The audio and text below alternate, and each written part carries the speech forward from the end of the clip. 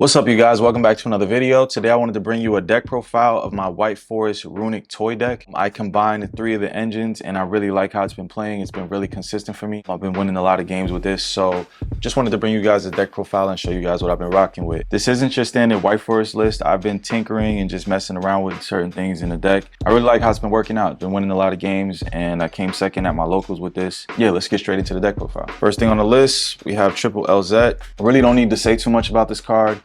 Between LZ and a Stellar, I definitely like LZ more. Just gets a lot going and you don't have to commit your normal summons, so you can have follow-up plays, etc, etc. But you know, gotta run Triple LZ. And then I am running one Stellar because sometimes I felt like I wish I did have at least one of these to go into. A lot of times I'm searching this off of this, and then if I have a toy box on the field, special back the tank, tribute the tank, special out the Stellar, and then, you know, continue to go off from there. But I like Stellar because she's a 1 card level 8 and she'll get you that recursion or just bring out a level 8 body if you need it. So definitely got to run one of those. Next up on the list, I'm running Triple Rusia. A lot of people might not agree with this. A lot of people run 2, but I actually like 3 of this card. I like not having to commit to my normal summon to get things going, so definitely had to run 3 of those.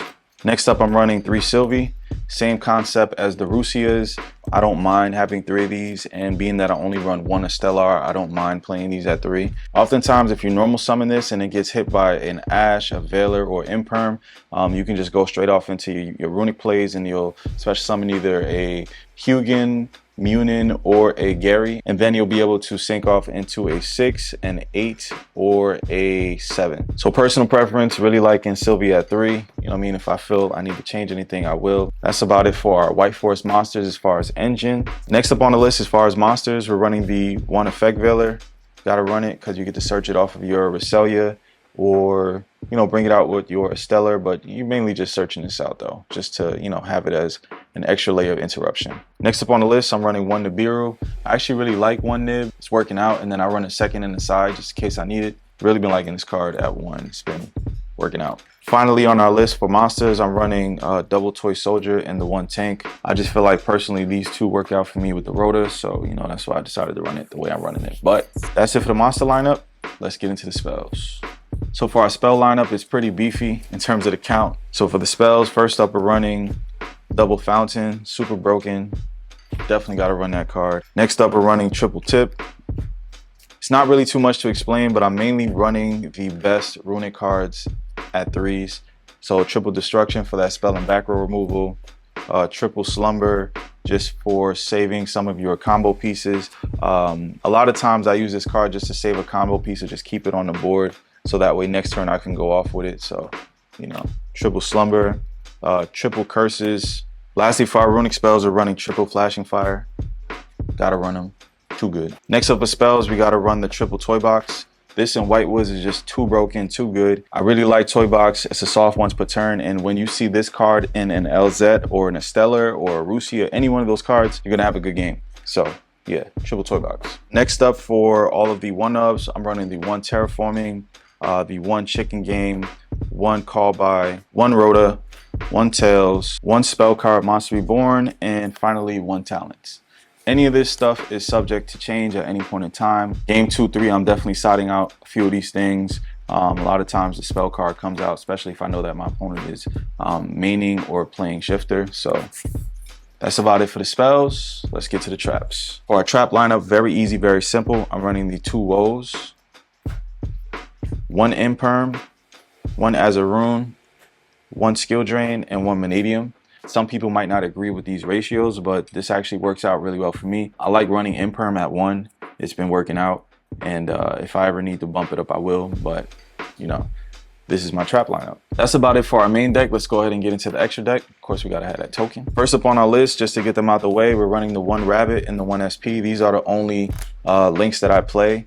Very good. I love the Rabbit in here because when you're setting up that first turn board, being able to drop a Rabbit with the Azaroon is just too good. Not only for the spell and trap removal, but just like, you know, stopping any of their plays. Depending on what kind of decks, you know, they're gonna either link, synchro, any of that. So the Rabbit is really good in here. For our Runic lineup, we're playing the 1 Munin, the 1 Gary, and we're playing 2 Hugin. This is all you need. Sometimes I want to bump up the Hugin, but this has worked out great for me, and it just gives you so much utility, and being able to allow you to go into any one of these to bring out a bigger monster is just too good. Also, a lot of these cards serve as protection, like Hugin definitely serves as back row protection. And then with the Gary, a lot of people forget the fact that if you attack, I mean, if this card is destroyed by battle, you can destroy 1 card in the field. So it's just too good, too good.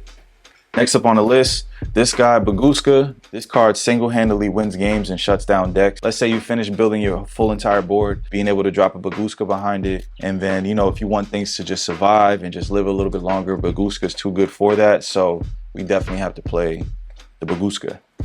Next up on the list, running the 1 Zapper Shrimp. Gotta run it if you're running the Diabels. Goes into your level 10 plays, level 6 plays, etc., etc. So gotta run that. Next up on the list, for level 7s, we're running the 1 FA Dawn Dragster. You'll typically go into this card by bringing out your Hunin and using a Rusia or a Sylvie to synchro.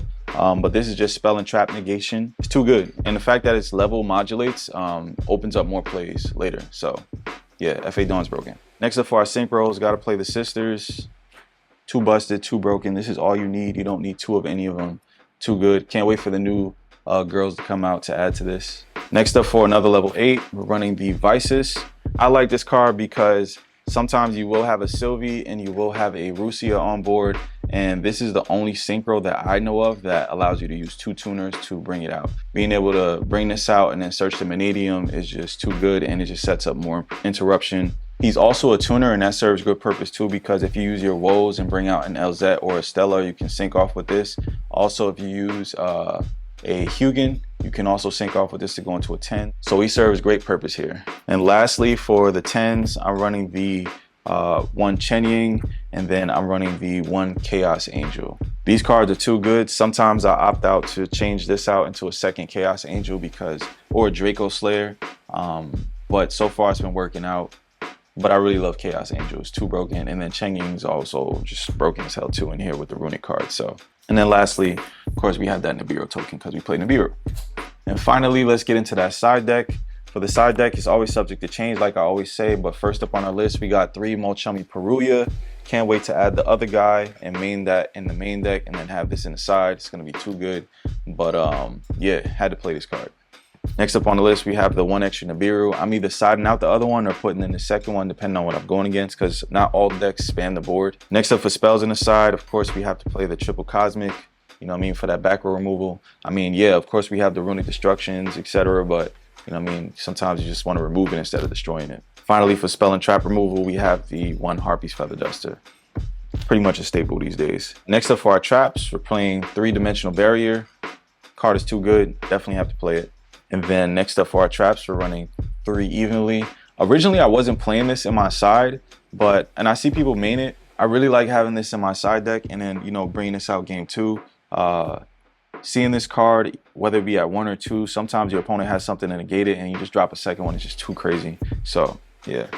And then lastly, for our traps, we have the anti-spell. I mean, too good. That's about it for the deck. I hope you guys enjoyed it. This is a build that I've been playing with, and I've been really enjoying it.